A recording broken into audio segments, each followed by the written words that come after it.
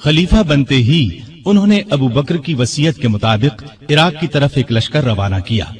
ابو عبیدہ رضی اللہ عنہ کو لشکر کا سالار مقرر فرمایا، اور اس طرح مسلمانوں کی عظیم الشان فتوحات کا سنہری دور شروع ہوا۔ Iraq, Madain, Hulwan, Jazira, Khuzestan, Nahavand, Isfahan, Hamadan, Azerbaijan, Tabaristan, Armenia, Fars, Kerman, خراسان، سیستان، مکران، دمشق، حمص، لاذقیہ، یرموک، قنسرین، حلب، انطاکیہ اور بیت المقدس فتح ہوئے۔ بیت المقدس کی فتح کا واقعہ کچھ اس طرح ہے کہ مجاہدین اسلام نے قریباً 3 سال میں سارا شام فتح کر لیا۔ اب فلسطین کے صرف 2 بڑے شہر رہ گئے تھے، بیت المقدس جسے یروشلم بھی کہا جاتا ہے، اور قیصاریہ۔ اس زمانے میں فلسطین شام ہی کا حصہ تھا۔ 16 ہجری میں مسلمانوں نے دوسری لڑائیوں سے فارغ ہو کر بیت المقدس کا محاصرہ کر لیا۔ اس شہر میں ابراہیم علیہ السلام، اسحاق علیہ السلام، سلیمان علیہ السلام، عیسیٰ علیہ السلام اور دوسرے نبیوں کی بہت سی یادگاریں ہیں۔ رسول اللہ صلی اللہ علیہ وسلم کی بھی معراج کے سفر میں پہلی منزل یہی تھی۔ مسلمانوں کا پہلا قبلہ بھی یہی تھا۔ نہ صرف یہودی اور عیسائی بلکہ مسلمان بھی اس کی بہت عزت کرتے تھے اور کرتے ہیں۔ مسلمانوں نے جب بیت المقدس کا محاصرہ کیا تو شہر کے باشندوں نے شہر کے دروازے بند کر لیے۔ چند دن تو اس طرح گزرے، پھر انہوں نے مسلمانوں کے سپہ سالار ابو عبیدہ بن جراح کو پیغام بھیجا کہ ہم شہر مسلمانوں کے حوالے کرنے کے لیے تیار ہیں، لیکن شرط یہ ہے کہ مسلمانوں کے خلیفہ خود یہاں آئیں اور صلح کا معاہدہ کریں۔ ابو عبیدہ بن جراح نے یہ بات سیدنا عمر کو لکھ بھیجی۔ خلیفہ ثانی سیدنا عمر نے صحابہ سے مشورہ کر کے وہاں جانے کا فیصلہ کیا۔ آپ نے رجب 16 ہجری میں حضرت علی رضی اللہ عنہ کو اپنا قائم مقام بنایا اور روانہ ہو گئے۔ اس وقت دنیا کے بڑے بڑے حکمران ان کا نام سن کر کانپتے تھے، لیکن اپنے وقت کے سب سے بڑے حاکم کے سفر کا حال یہ تھا کہ چند بزرگ صحابہ کے سوا ان کے ساتھ کوئی نہیں تھا۔ فوج، نہ خیمے، نہ قارے، نہ جھنڈے، ایک اونٹ پر سوار تھے۔ اس پر ستو اور کھجور کے 2 تھیلے لادے ہوئے تھے۔ ایک طرف پانی کی مشک لٹک رہی تھی، راستے میں کھانے کا وقت آتا تو سب مل کر کھا لیتے۔ آپ کا لباس بہت معمولی سا تھا۔ بیت المقدس کے قریب پہنچے تو صحابہ نے مشورہ دیا کہ لباس تبدیل کر لیں۔ قیمتی پوشاک پیش کی، لیکن آپ نے وہ لباس پہننے سے انکار کر دیا اور فرمایا، اللہ نے ہمیں جو عزت دی ہے وہ اسلام کی وجہ سے ہے، اور ہمارے لیے یہی کافی ہے۔ غرض اسی حالت میں شہر میں داخل ہوئے۔ عیسائیوں نے شہر آپ کے حوالے کر دیا۔ مسلمانوں نے وہاں ایک مسجد بنائی، اس کا نام مسجد عمر رکھا۔ یہ آج بھی موجود ہے اور اب تک مسجد عمر کہلاتی ہے۔ 14 ہجری میں مسلمانوں نے حمص کو فتح کر لیا تھا۔ 17 ہجری کو روم کے بادشاہ ہرقل نے حمص مسلمانوں سے چھیننے کے لیے سمندر کے راستے فوج بھیجی۔ اس فوج نے حمص کا محاصرہ کر لیا۔ جزیرے کے لوگوں نے بھی ہرقل کو ایسا کرنے پر اکسایا تھا، چنانچہ جزیرے سے بھی 30,000 فوج آ کر ہرقل کی فوج سے مل گئی۔ سیدنا ابو عبیدہ بن جراح رضی اللہ عنہ نے ان حالات کی اطلاع سیدنا عمر فاروق کو بھیجی تو انہوں نے ان کی مدد کے لیے مزید فوج روانہ کی۔ دوسری طرف سہیل بن عدی کی سرکردگی میں ایک فوج جزیرے کی طرف روانہ کر دی۔ خود بھی مدینے سے چل کر دمشق آ گئے تاکہ نزدیک سے تمام حالات پر نظر رکھ سکیں۔ سہیل بن عدی جزیرے کی طرف بڑھے تو جزیرے سے حمص کی طرف روانہ ہونے والی فوج کو اپنے گھر کی فکر پڑ گئی۔ وہ ہرقل کی فوج کا ساتھ چھوڑ کر واپس جزیرے چلے گئے۔ ادھر ابو عبیدہ بن جراح نے خالد بن ولید کے مشورے سے شہر سے نکل کر ہرقل کی فوج پر حملہ کر دیا۔ گھمسان کی لڑائی کے بعد رومیوں نے بدترین شکست کھائی۔ 4000 رومیوں نے اسلام قبول کر لیا، 4000 مارے گئے اور باقی بھاگ نکلے۔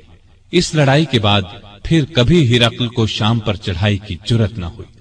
18 ہجری میں عراق میں طاعون کی وبا پھیلی، اس میں بڑے بڑے صحابہ فوت ہو گئے۔ چند ایک کے نام یہ ہیں: ابو عبیدہ بن جراح جو مسلمانوں کی فوج کے سپہ سالار بھی تھے، معاذ بن جبل رضی اللہ عنہ، یزید بن ابی سفیان رضی اللہ عنہ، شرحبیل بن حسنہ رضی اللہ عنہ اور کئی بڑے بڑے صحابہ اس وبا میں فوت ہوئے۔ دور فاروقی میں عرب میں قحط پڑا۔ ایسے میں سیدنا عمر نے رعایا کی خبرگیری میں دن رات ایک کر دیا۔ انسانوں کے لیے خوراک تھی نہ جانوروں کے لیے۔ سیدنا عمر کو انسانوں اور جانوروں کی یہ بدحالی دیکھ کر بہت صدمہ ہوا۔ انہوں نے بیت المال میں جتنا غلہ تھا سب مسلمانوں میں تقسیم کر دیا، جو نقدی تھی وہ بھی مسلمانوں میں تقسیم کر دی۔ تمام صوبوں کے حاکموں کو خط لکھے کہ فوراً زیادہ سے زیادہ غلہ روانہ کرو۔ چنانچہ ابو عبیدہ بن جراح نے شام کے علاقے سے 4000 اونٹ غلے سے لدے ہوئے بھیجے۔ عمرو بن عاص نے مصر سے سمندر کے راستے بحری جہاز روانہ کیے۔ ان میں ہر جہاز پر 6000 من غلہ لدا ہوا تھا۔ جب یہ جہاز مدینے کی قریبی بندرگاہ پر پہنچے تو سیدنا عمر خود انہیں دیکھنے کے لیے بندرگاہ پہنچے۔ غلے کو حفاظت سے رکھنے کے لیے بندرگاہ میں 2 بڑے بڑے مکان بنوائے۔ دوسرے صوبوں سے بھی بہت سا غلہ پہنچ گیا۔ غلے کی تقسیم کا یہ انتظام کیا کہ بہت سے رجسٹر بنوائے۔ ان میں قحط کا شکار ہونے والوں کے نام درج کیے گئے۔ ہر ایک نام کے ساتھ ان کی ضرورت کے مطابق غلے کی مقدار لکھی گئی۔ پھر ہر شخص کو پرچی دی گئی، اس پر سیدنا عمر کی مہر ہوتی تھی۔ اس پرچی کے مطابق انہیں روزانہ غلہ دیا جاتا۔ اس کے علاوہ سیدنا عمر ہر روز 20 اونٹ اپنے سامنے ذبح کرواتے اور ان کا گوشت پکوا کر لوگوں کو کھانا کھلاتے۔ اس طرح ہزاروں آدمی روزانہ سیدنا عمر رضی اللہ عنہ کے دسترخوان پر کھانا کھاتے۔ غلے کے علاوہ لوگوں میں کپڑے اور کھجوریں بھی تقسیم کی جاتی، اور خود اپنا یہ حال تھا کہ اس زمانے میں گوشت، دودھ اور گھی کھانا بالکل چھوڑ دیا تھا۔ اکثر بھوکے رہتے یا عام لوگوں کے ساتھ خود بھی کھاتے۔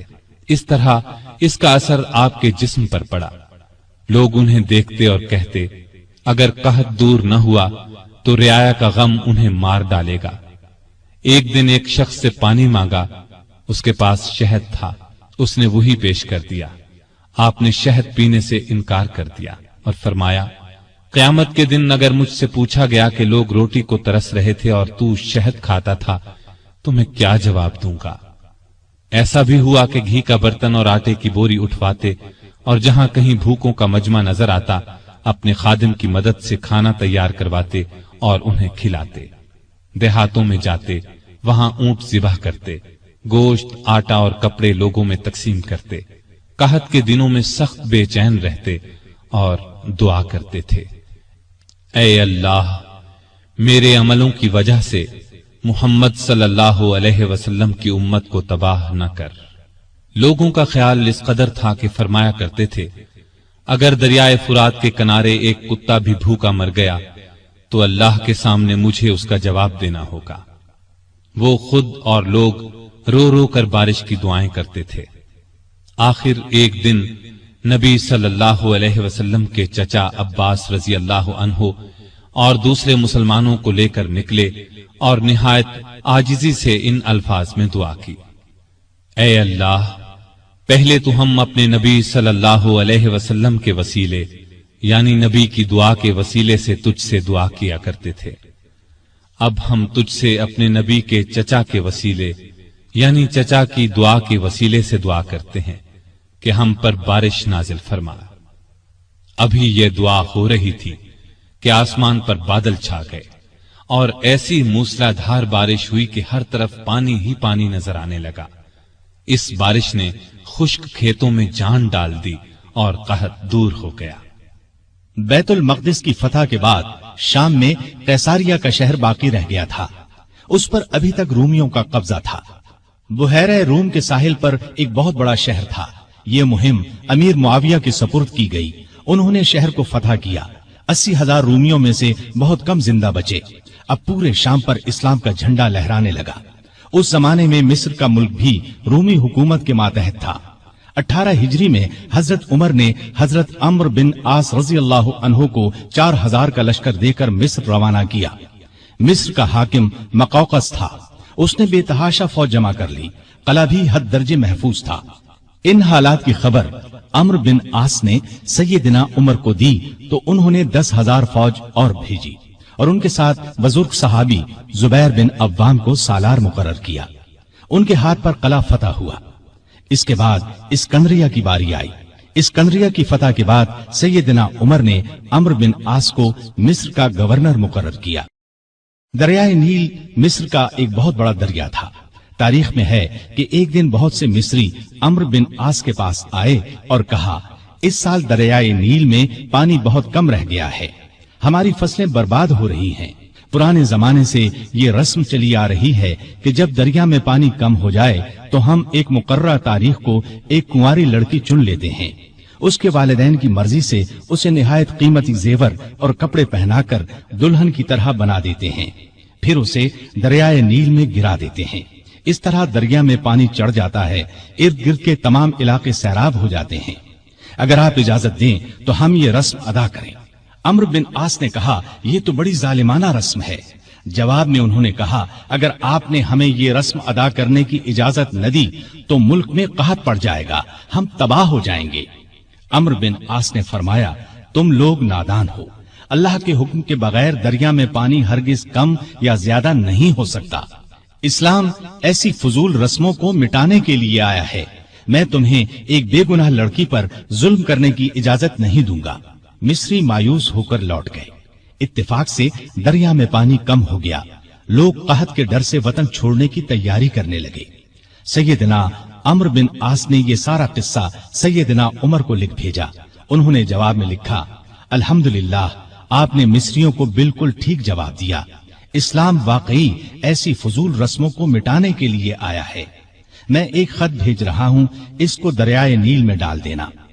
عمرو بن عاص نے خط کو دریا میں ڈالنے سے پہلے اس کی عبارت پڑھی۔ اس کے الفاظ یہ تھے، اے نیل، اگر تو اپنے اختیار سے بہہ رہا ہے تو مت بہہ، اور اگر تو اللہ تعالیٰ کے حکم سے بہہ رہا ہے تو میں اللہ تعالیٰ کے حضور دعا کرتا ہوں کہ وہ تجھے پہلے کی طرح زیادہ پانی کے ساتھ جاری کر دے۔ یہ رقعہ دریا میں ڈال دیا گیا۔ دوسرے دن جب مصر کے لوگ سو کر اٹھے تو انہوں نے اللہ کی قدرت کا عجیب نظارہ دیکھا۔ دریا کا پانی کئی گز اوپر چڑھ گیا تھا، کناروں سے نکل کر ارد گرد کے علاقوں کو سیراب کر رہا تھا۔ اتنا زیادہ پانی اس میں کبھی نظر نہیں آیا تھا۔ یہ نظارہ دیکھ کر ہزارہا مصری مسلمان ہو گئے اور وہ ظالمانہ رسم ہمیشہ کے لیے ختم ہو گئی۔ سیدنا عمر رضی اللہ عنہ کے دور میں اسلامی حکومت 22 لاکھ مربع میل تک پھیل گئی۔ اس میں عرب کے علاوہ عراق، ایران، مصر، فلسطین، بحرین، آرمینیا، آذربائیجان، سیستان وغیرہ بہت سے ملک شامل تھے۔ اتنے بڑے ملک کا انتظام سیدنا عمر نے بہت خوبی سے کیا۔ اسلامی سلطنت کو صوبوں میں تقسیم کر دیا، پھر ہر صوبے کو بہت سے ضلعوں میں تقسیم کیا۔ عام طور پر ایک صوبے میں 10 سے لے کر 20 تک ضلع ہوتے تھے۔ ملک کا انتظام صحابہ کرام رضی اللہ عنہم کے مشورے سے کرتے تھے۔ مشورہ کرنے کے لیے انہوں نے ایک مجلس بنائی۔ اس میں سوجھ بوجھ رکھنے والے بڑے بڑے جلیل القدر صحابہ شامل تھے۔ اس مجلس کو مجلس شورا کہا جاتا تھا۔ اس کے اجلاس مسجد نبوی میں ہوتے تھے۔ ہر صوبے کا ایک گورنر مقرر کیا جاتا تھا۔ خود بالکل سادہ زندگی بسر کرتے تھے۔ یہی ہدایت گورنروں کو تھی۔ عہدے داروں کی نگرانی خود کرتے تھے۔ حج کے زمانے میں چاروں طرف سے آئے ہوئے لوگوں سے ان کے گورنروں کے حالات پوچھتے، لوگ بے دھڑک شکایت کرتے، لوگوں کے سامنے اس قسم کا خطبہ دیتے، لوگو، تم پر جو لوگ حاکم مقرر کیے گئے ہیں وہ اس لیے نہیں بھیجے گئے کہ تمہیں ماریں پیٹیں اور تمہارا مال چھین لیں، بلکہ انہیں میں اس لیے بھیجتا ہوں کہ وہ تمہیں رسول اللہ صلی اللہ علیہ وسلم کے طریقے سکھائیں۔ اگر کسی نے اس کے خلاف کیا ہے تو مجھ سے بیان کرو تاکہ میں اس کا بدلہ لوں۔ لوگوں کو عام اجازت تھی کہ وہ کسی وقت بھی اپنی شکایت پیش کر سکتے تھے۔ ایک مرتبہ مصر کے ایک غریب شخص نے شکایت کی کہ گورنر کے بیٹے نے بلا وجہ اسے پیٹا ہے۔ آپ نے باپ بیٹے کو بلوا لیا۔ جب دونوں آ گئے تو سیدنا عمر نے اس غریب کو کوڑا دے کر فرمایا، جتنے کوڑے اس نے تمہیں مارے تھے اتنے ہی تم اسے مارو۔ اس غریب نے کوڑے مارنے شروع کیے۔ جب تعداد پوری ہو گئی تو عمر نے فرمایا، اب 2-4 کوڑے گورنر کو بھی مارو۔ لیکن اس غریب نے ایسا کرنا پسند نہ کیا۔ جزیرے کے گورنر کے بارے میں اطلاع ملی کہ وہ باریک لباس پہنتے ہیں، دروازے پر دربان بھی مقرر کر رکھا ہے۔ آپ نے انہیں فوراً بلوا لیا، ان کے کپڑے اتروا کر بالوں کا بنا ہوا کرتا پہنا دیا اور بکریوں کا ایک ریوڑ منگوا کر انہیں حکم دیا کہ جنگل میں جاؤ اور ان بکریوں کو چراؤ۔ گورنر کا نام ایاز بن غنم تھا، وہ رسول اللہ صلی اللہ علیہ وسلم کے صحابی تھے، ایک صوبے کے گورنر تھے۔ اس لیے جب انہوں نے کہا کہ وہ آئندہ ایسا لباس نہیں پہنیں گے تو عمر نے انہیں معاف کر دیا اور عہدے پر واپس بھیج دیا۔ ایاز بن غنم جب تک زندہ رہے موٹا لباس پہنتے رہے، پھر انہوں نے کبھی باریک لباس پہنا نہ دروازے پر دربان رکھا۔ خالد بن ولید رضی اللہ عنہ اسلام کے بہت بڑے جرنیل تھے، انہوں نے 20 لڑائیاں لڑی، بڑی بڑی حکومتوں کے لشکر ان کے مقابلے میں نہ ٹھہر سکے۔ سیدنا عمر کے زمانے میں جب خالد بن ولید فتوحات پر فتوحات حاصل کر رہے تھے تو عین اس حالت میں عمر نے انہیں سپہ سالاری سے معزول کر دیا۔ جب لوگوں نے وجہ پوچھی تو انہوں نے فرمایا، مسلمان یہ خیال کرنے لگے تھے کہ یہ فتوحات خالد بن ولید کی وجہ سے ہو رہی ہیں، جبکہ فتوحات ہمیں اللہ تعالی کی مہربانی سے ہو رہی ہیں۔ آپ کے زمانے میں چونکہ اسلامی حکومت بہت پھیل گئی تھی، لگاتار فتوحات کی وجہ سے مال غنیمت بھی بہت زیادہ آنے لگا تھا، اس لیے آپ نے 15 ہجری میں بیت المال قائم کر دیا۔ اس میں زکوٰۃ، خراج، جزیہ، مال غنیمت وغیرہ جمع ہوتا تھا اور مسلمانوں میں تقسیم کیا جاتا تھا۔ یتیموں، غریبوں اور بیواؤں کو اس میں سے وظیفے دیے جاتے تھے۔ ضرورت مندوں کو قرض بھی دیا جاتا تھا، جنگی ضروریات پر بھی خرچ کیا جاتا تھا۔ آمدنی اور خرچ کے معاملے میں ہر درجہ احتیاط کرتے تھے۔ سیدنا عثمان نے ایک دن انہیں چلچلاتی دھوپ میں بھاگتے دیکھا۔ پوچھنے پر انہوں نے بتایا کہ بیت المال کا ایک اونٹ گم ہو گیا ہے، اس کو تلاش کر رہا ہوں۔ بحرین سے ایک مرتبہ مشک آیا، یہ انتہائی قیمتی خوشبو تھی۔ اس کو مسلمانوں میں تقسیم کرنے کے لیے آدمی کی تلاش ہوئی جو یہ کام اچھی طرح کر سکے۔ سیدنا عمر کی زوجہ محترمہ عاتقہ نے کہا کہ یہ کام میں کر سکتی ہوں۔ سیدنا عمر نے فرمایا، نہیں، میں تمہیں اس کی اجازت نہیں دے سکتا، اس لیے کہ تمہاری انگلیوں پر جو مشک لگ جائے گا وہ تم اپنے کپڑوں پر لگا لو گی، اس طرح عام مسلمانوں سے زیادہ تمہارے حصے میں آئے گا۔ ایک مرتبہ بیمار ہو گئے، لوگوں نے علاج کے طور پر شہد تجویز کیا۔ بیت المال میں شہد موجود تھا لیکن آپ نے لینا گوارا نہ کیا۔ آخر لوگوں کو جمع کیا گیا، جب سب نے اجازت دے دی تب شہد دیا۔ آپ نے عدل و انصاف کا بہترین نمونہ دنیا کو دکھایا، اللہ سے ڈرنے والے قاضی مقرر کیے، ان کی تنخواہیں مقرر کی، انہیں حکم دیا کہ تمام فیصلے قرآن اور حدیث کے مطابق کیے جائیں۔ قرآن اور حدیث میں حکم نہ ملے تو جس رائے پر عالموں کا اتفاق ہو اس کے مطابق فیصلہ دیا جائے۔ انہوں نے کوفہ میں شریح کو قاضی مقرر کیا، ان کے فیصلے بہت مشہور ہوئے۔ امیر المومنین کے خلاف بھی فیصلے دے دیتے تھے۔ سیدنا علی نے بھی انہیں اپنے دور میں قاضی کے عہدے پر قائم رکھا۔ قبیلہ غسان کے بادشاہ جبلہ نے اسلام قبول کر لیا، وہ حج کرنے کے لیے آیا۔ اس کی چادر پر ایک غریب بدو کا پاؤں آ گیا، اس نے بدو کو زور سے تھپڑ دے مارا، بدو کی ناک کی ہڈی ٹوٹ گئی۔ وہ سیدنا عمر کی خدمت میں حاضر ہو گیا، انصاف کا طلبگار ہوا۔ سیدنا عمر نے جبلہ کو بلا بھیجا، وہ حاضر ہوا تو آپ نے اسے کہا، تم نے اس غریب مسلمان سے زیادتی کی ہے، لہذا بدلہ دو۔ یہ غریب تمہیں اس جگہ تھپڑ مارے گا جس جگہ اس کے منہ پر تھپڑ لگا ہے۔ ہاں، اگر تم اس سے معافی مانگ لو اور یہ معاف کر دے تو اور بات ہے۔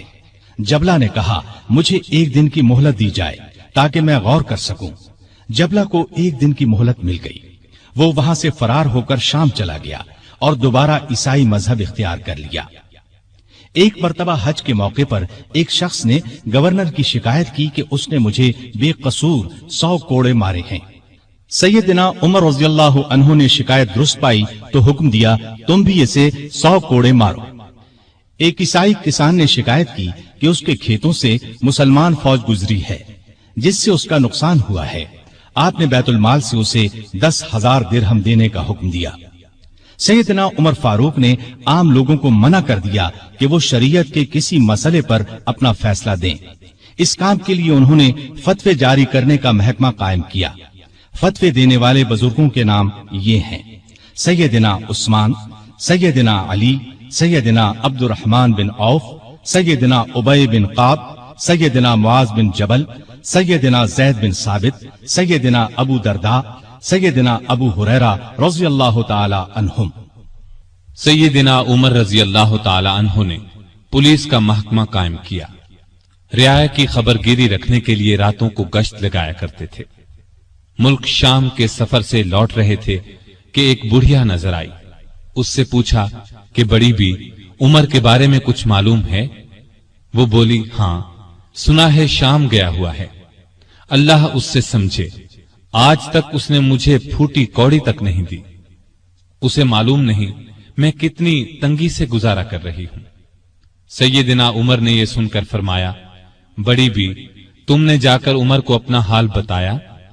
بڑھیا نے کہا، اگر اسے رعایا کا حال معلوم نہیں تو خلافت کیوں کرتا ہے؟ سیدنا عمر فاروق رضی اللہ عنہ یہ سن کر رو پڑے۔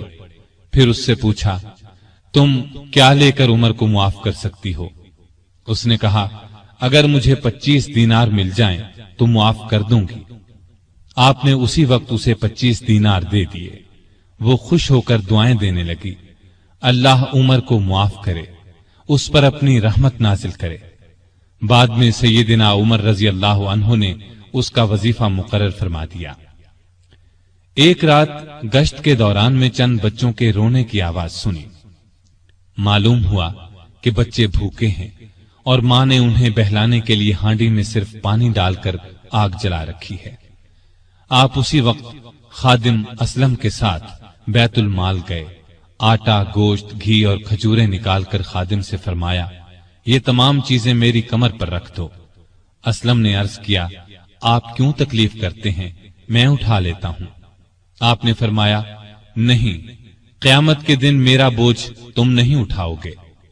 پھر سب چیزیں اپنی کمر پر لاد کر لائے، خود کھانا تیار کیا، خود چولہا پھونکا، کھانا تیار ہونے پر اپنے سامنے بچوں کو کھلایا۔ انہوں نے پیٹ بھر کر کھایا، پھر اچھلنے کودنے لگے۔ سیدنا عمر انہیں اچھلتے کودتے دیکھتے اور خوش ہوتے رہے۔ عورت نے ان سے کہا، اللہ تمہیں نیک بدلہ دے، امیر المؤمنین بننے کے لائق تو تم ہو، نہ کہ سیدنا عمر۔ سیدنا عمر فاروق رضی اللہ عنہ یہ سن کر مسکرائے، پھر واپس مدینہ آئے اور اس عورت کا وظیفہ مقرر کر دیا۔ ایک روز شام کے وقت مدینے کے باہر ایک قافلہ اترا۔ سیدنا عمر نے عبد الرحمن بن عوف رضی اللہ عنہ کو ساتھ لیا اور رات بھر قافلے کا پہرا دیتے رہے۔ ایک قافلے میں ایک ننھے بچے کو روتے دیکھا تو اس کی ماں پر ناراض ہوئے کہ بچے کو دودھ کیوں نہیں پلاتی۔ وہ آپ کو پہچانتی نہیں تھی۔ کہنے لگی، امیر المؤمنین نے حکم دیا ہے کہ جب تک بچے ماں کا دودھ پیتے رہیں بیت المال سے ان کا وظیفہ مقرر نہ کیا جائے۔ میں اس کا دودھ چھڑا رہی ہوں تاکہ وظیفہ لگ جائے۔ یہ ہے اس کے رونے کی وجہ۔ سیدنا عمر یہ سن کر روئے، پھر اعلان کر دیا کہ جس دن کوئی بچہ پیدا ہوگا اس کا وظیفہ اسی دن سے مقرر ہو جائے گا۔ ایک مرتبہ لوگوں کو کھانا کھلا رہے تھے، ایک شخص کو بائیں ہاتھ سے کھانا کھاتے دیکھا۔ نزدیک جا کر اس سے کہا، دائیں ہاتھ سے کیوں نہیں کھاتے؟ اس نے کہا، میرا دایاں ہاتھ موتا کی لڑائی میں کٹ گیا تھا۔ یہ سن کر سیدنا عمر رونے لگے، اس کے پاس بیٹھ گئے اور بولے، افسوس، تمہیں وضو کون کراتا ہوگا؟ پھر اس کی خدمت کے لیے ایک خادم دیا اور ضرورت کی چیزیں اس کے گھر بھجوائیں۔ ایک رات گشت کے دوران میں ایک عورت کی آواز سنی۔ وہ اپنی بچی سے کہہ رہی تھی، دودھ میں پانی ملا دے۔ بیٹی نے یہ سن کر کہا، ماں، امیر المؤمنین کا حکم ہے کوئی دودھ میں پانی نہ ملائے۔ ماں نے یہ سن کر کہا، باتیں نہ بنا، پانی ملا، امیر المؤمنین کون سا دیکھ رہے ہیں؟ لڑکی نے کہا، امیر المؤمنین تو نہیں دیکھ رہے، مگر اللہ تو دیکھ رہا ہے۔ سیدنا عمر نے ماں بیٹی کی یہ گفتگو سنی تو اپنے خادم سے کہا، اس گھر کو اچھی طرح پہچان لو، दूसरे दिन उनके बारे में पता करवाया। उन्हें लड़की की ईमानदारी इस कदर पसंद आई कि अपने बेटे आसिम के लिए रिश्ता मांग लिया।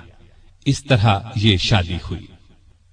बनु उमैया के उमर बिन अब्दुल अजीज रहमतुल्लाह अलैह इसी खातून के नवासे थे। उन्हें अदल इंसाफ, सादगी, परहेजगारी की वजह से दूसरा उमर कहा जाता है। उनका दौर बेहतरीन दौर हुआ।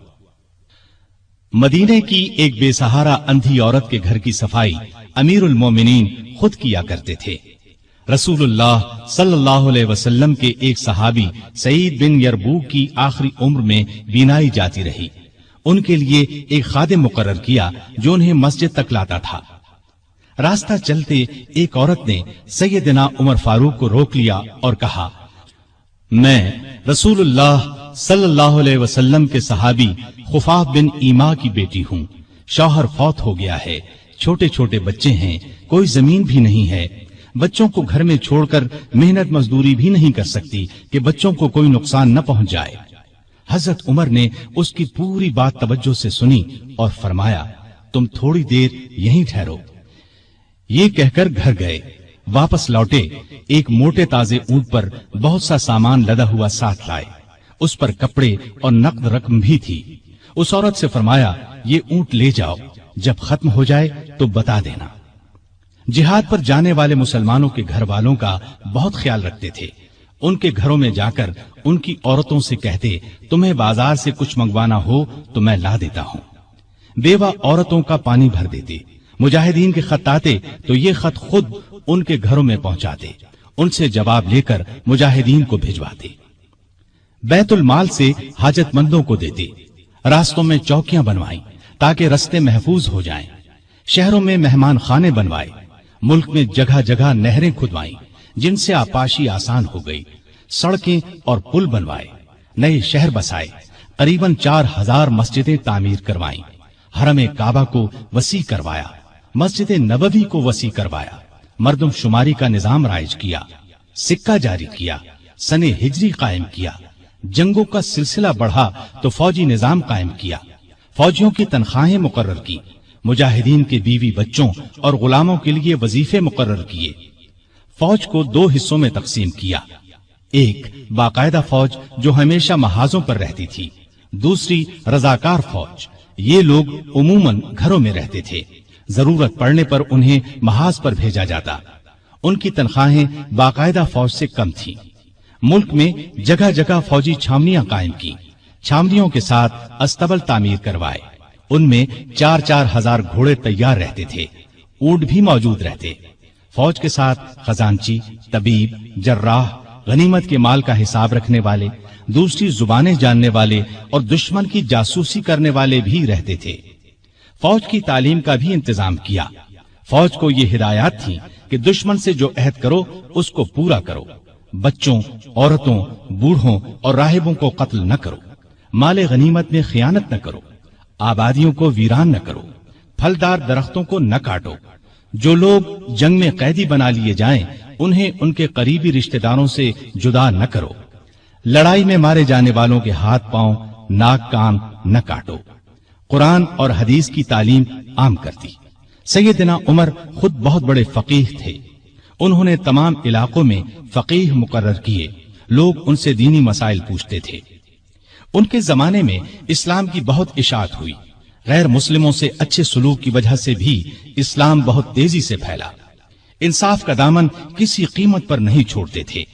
शाम में मुसलमानों को मस्जिद बनाने के लिए एक जमीन की जरूरत पेश आई। जमीन एक यहूदी की थी। मुसलमानों ने जमीन उससे खरीदना चाही, लेकिन यहूदी ने इनकार कर दिया। मुसलमानों ने जबरदस्ती जमीन पर कब्जा करके मस्जिद बना ली। यहूदी ने सैयदना उमर से शिकायत की। सैयदना उमर फारूक ने हुक्म दिया कि मस्जिद नाजायज तरीके से बनाई गई है। इस्लाम इसकी इजाजत नहीं देता। मस्जिद को गिराकर जमीन यहूदी को दे दी जाए। चुनाचे जमीन यहूदी को वापस दे दी गई।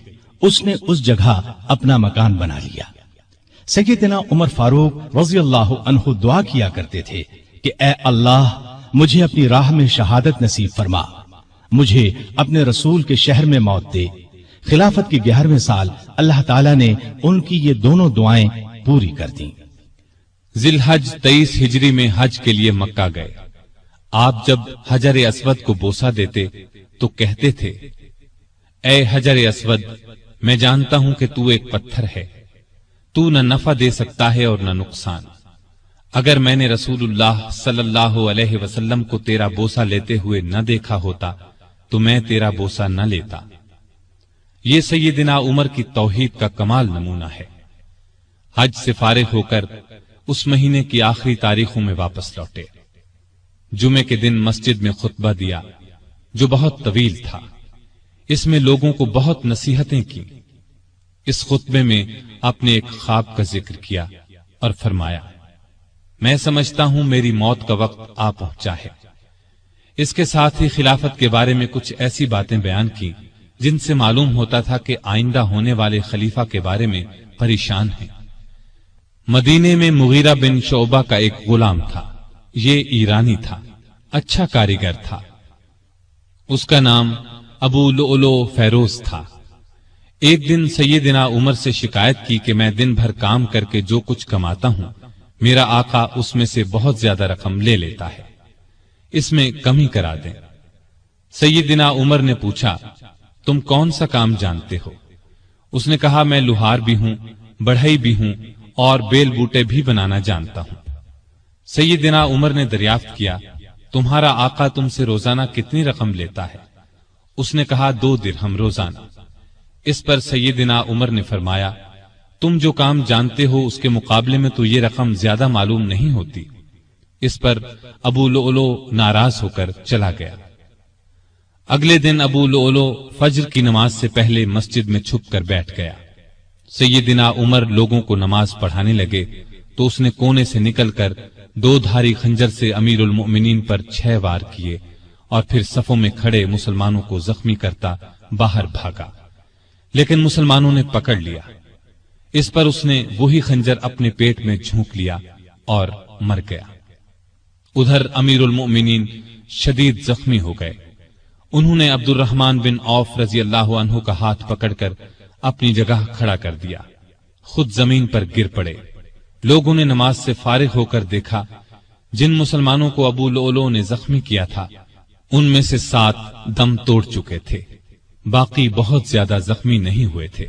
البتہ سیدنا عمر کی حالت نازک تھی۔ ایسے میں انہوں نے عبداللہ بن عباس سے پوچھا، مجھے کس نے مارا ہے؟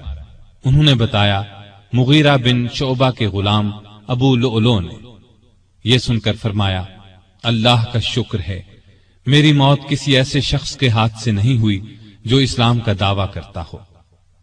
لوگ انہیں اٹھا کر گھر لائے، دودھ پلایا گیا تو وہ زخموں کے راستے باہر آ گیا۔ اب سب کو یقین ہو گیا کہ امیر المؤمنین کا آخری وقت آ پہنچا ہے۔ لوگ غم سے نڈھال ہو گئے، ان سے ملنے کے لیے آنے لگے۔ ایک نوجوان ایسے میں ملنے آیا، اس نے کہا، اے امیر المؤمنین، آپ اللہ کی بشارت سے خوش ہو جائیں۔ آپ ان اصحاب میں سے ہیں جو بہت پہلے اسلام لائے اور رسول اللہ کے ساتھی بنے۔ خلیفہ بنائے گئے تو آپ نے انصاف سے کام لیا، پھر آخر آپ کو شہادت نصیب ہو گئی۔ یہ سن کر سیدنا عمر نے فرمایا، اے بھتیجے، اللہ کرے یہ چیزیں میرے گناہوں کے برابر برابر ہی ہو جائیں، مجھے کوئی عذاب ہو نہ ثواب۔ مطلب ان کے کہنے کا یہ تھا کہ بس عذاب سے بچ جاؤں۔ وہ نوجوان واپس جانے لگا تو سیدنا عمر فاروق رضی اللہ عنہ کی نظر اس کی چادر پر پڑی جو زمین کو چھو رہی تھی۔ اس نازک حالت میں بھی انہیں شریعت کا اس قدر پاس تھا کہ فرمایا، اس نوجوان کو واپس بلاؤ۔ اسے واپس ان کے سامنے لایا گیا تو فرمایا، اے بھتیجے، اپنا تہبند اونچا باندھو، اس سے کپڑا بھی صاف رہے گا اور تمہارے رب کے نزدیک یہ پرہیزگاری کی بات بھی ہے۔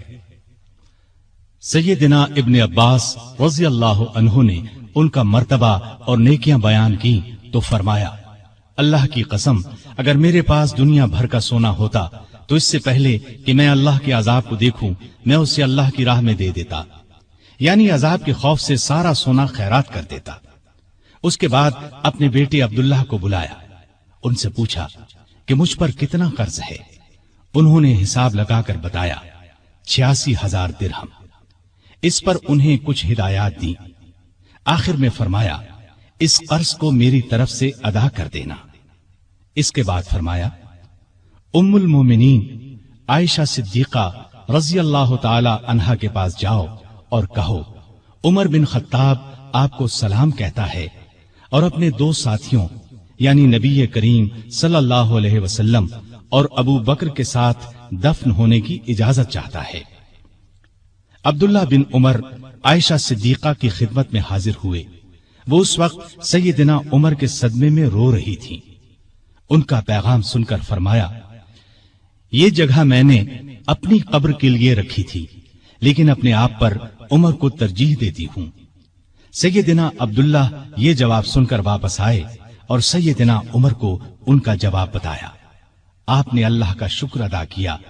फिर फरमाया, मैं मर जाऊं तो मेरा जनाजा उठाकर वहां ले जाना और उन्हें सलाम करके एक बार फिर अर्ज करना, उमर बिन खत्ताब इजाजत तलब करता है। अगर इजाजत दे दें तो मुझे अंदर ले जाकर दफन कर देना, और अगर इनकार कर दें तो आम मुसलमानों के कब्रिस्तान में दफन कर देना।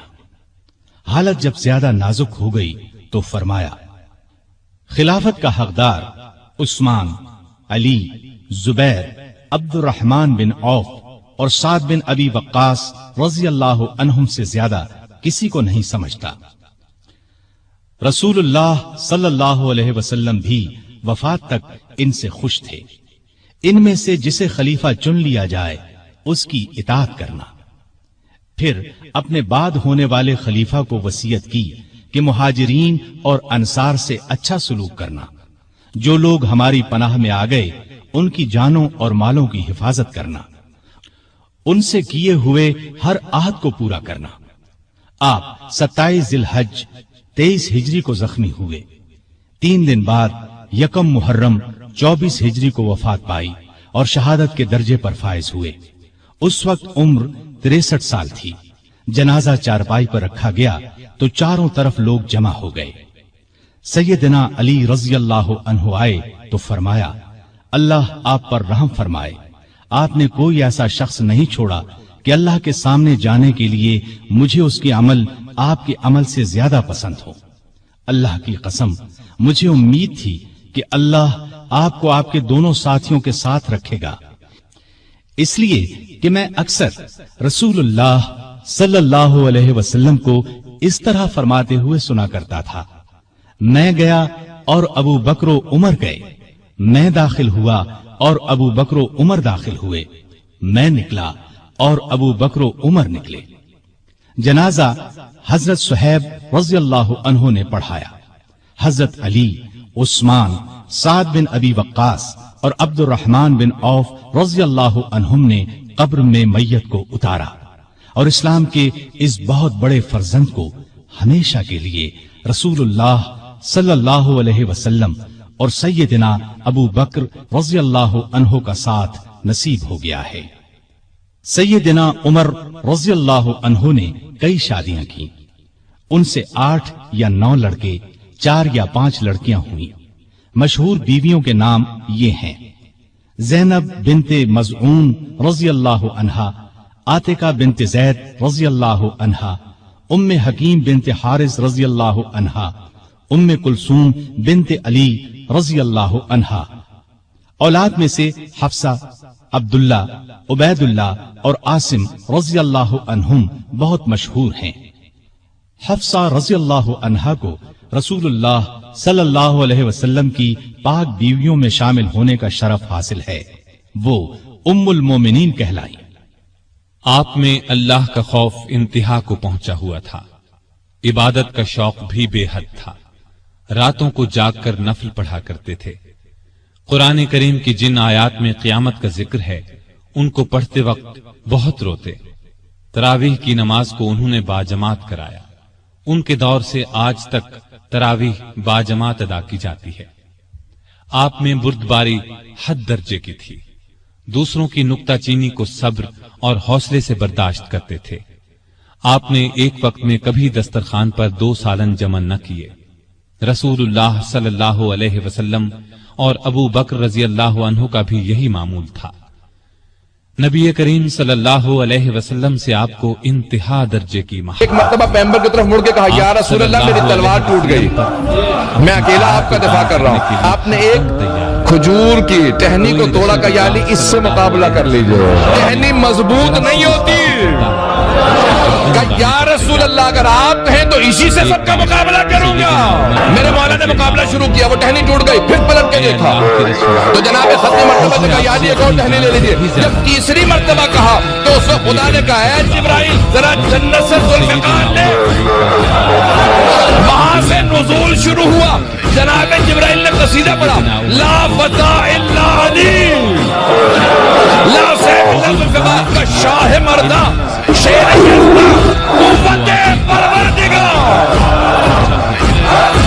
जो खुद को जन्नती कहते, वो जहन्नम, जिससे तुम्हें नफरत है उससे डरते रहो। बुढ़ापे से पहले जवानी और मौत से पहले बुढ़ापे को गनीमत जानो। सबसे बुरी आवाजें दो हैं, नौहा और राग यानी गाना। कम बोलना दानाई, कम खाना सेहत, कम सोना इबादत और आम लोगों से कम मिलना आफियत है। तौबा की तकलीफ से गुनाह का छोड़ना आसान है। बुरा चाहने वालों की दोस्ती से परहेज करना जरूरी है। जो ऐब से वाकिफ करे वो दोस्त है, और जो उस पर तारीफ करे वो ऐसा है जैसे दूसरे को ज़िबह कर दिया जाए। सलामती गुमनामी में है। अल्लाह ताला सैयदिना उमर फारूक रजी अल्लाह अन्हु पर रहमत फरमाए। आमीन।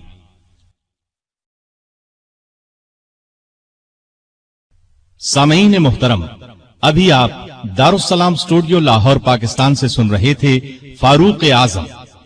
दारुस्सलाम स्टूडियो तिलावत कुरान मजीद, तर्जुमा सीरतुन नबी, क़िससुल अंबिया, सहाबाए किराम, आइम्माए इज़ाम और मुहद्दिसीन के हालात वाक़यात, नीज नमाज, रोजा, हज और दीगर इबादात का सही तरीका, बच्चों और औरतों के लिए इंतहाई दिलचस्प और सच्ची कहानियां, और वो सब कुछ जिससे नई नस्ल की तरबियत इस्लामी खुदूद पर हो सके, ऑडियो कैसेट और सीडीज में पेश कर रहा है। Darussalam studio Darussalam publishers and distributors का एक हिस्सा है, जो इस्लामी कुतुब की इशाअत का बैनुल अक़वामी इदारा है, जिसका हेड ऑफिस सऊदी अरब के दारुल हुकूमत रियाद में वाक़ है, जिसके मैनेजिंग डायरेक्टर जनाब अब्दुल मालिक मुजाहिद हैं। दारुस्सलाम का दुनिया के 27 मुल्कों में नेटवर्क है। पाकिस्तान में इसका एड्रेस नोट कर लें।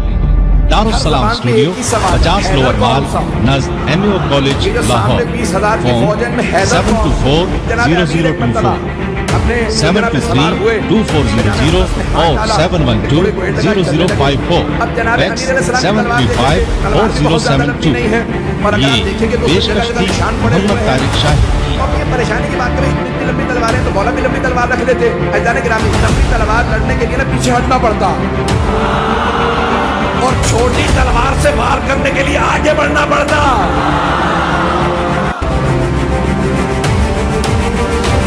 इतने में एक सवार, दाढ़ी सफेद है, अमामा स्याह है, अबा कबा से बेतन है, अल्लाह ने तलवार खींची। अब ने सुल्ताना से कहा, मुझे लश्कर के आखिर तक पहुंचा के वापस ला। अब लग ये